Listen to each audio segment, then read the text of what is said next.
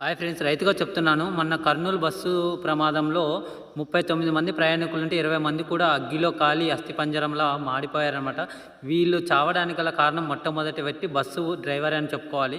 రెండవది బస్సులో ఉన్న బెడ్షీట్లు. మూడవది ఎవరైతే బండి నడుపుతున్నారో వాడు తాగి ఆ బస్సు తగిలిందో మరి బస్సునే గుద్దిందో తెలియదు, కానీ మూడవవాడు బండి నడిపేవాడు అనమాట.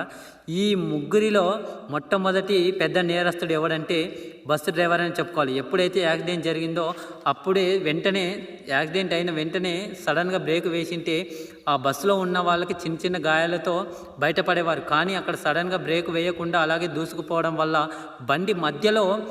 బస్సు మధ్యలో ఇరుక్కుపోయి ఆ బండి నుంచి అగ్గి చెలరేగి బస్సులకు దూసుకురావడం జరిగింది. బస్సు మొత్తం ఆ బెడ్షీట్లు ఉన్నందువల్ల అగ్గి ఇంకంతా ఎక్కువై మనుషుల ప్రాణాలు 20 మందిని కూడా పోగొట్టింది. నిజంగా ఫ్రెండ్స్, ఆర్థిక సహాయం ఇస్తున్నారు అంటున్నారు, కానీ ఎంత కోట్లు ఆర్థిక సహాయం ఇచ్చినా కూడా మనిషి అయితే తిరిగి తెచ్చేయలేము.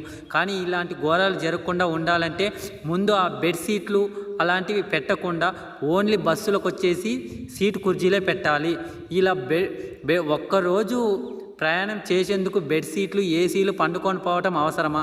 రైతుగా చెప్తున్నాను, ప్రతి ఒక్క బస్సు కూడా సీట్ కుర్చీలో ఉండాలి. ప్రతి ఒక్క డ్రైవర్ కూడా ప్రతి బస్సులో కూడా నిదానమే ప్రధానమని రాసింటారు, కానీ డ్రైవర్లు మాత్రం ఈ ఎక్స్ప్రెస్ బస్సులు, హైటెక్ బస్సులు మాత్రం చాలా స్పీడ్లో పోతుంటారు నైట్ పూట. ఇలా స్పీడ్ పోకుండా కొంచెం నిదానంగా వెళ్ళాలి అని ప్రతి ఒక్క డ్రైవర్ కూడా రైతుగా మళ్ళీ చెప్తున్నాను, నిదానమే ప్రధానంగా పోండి. ఓకేనా?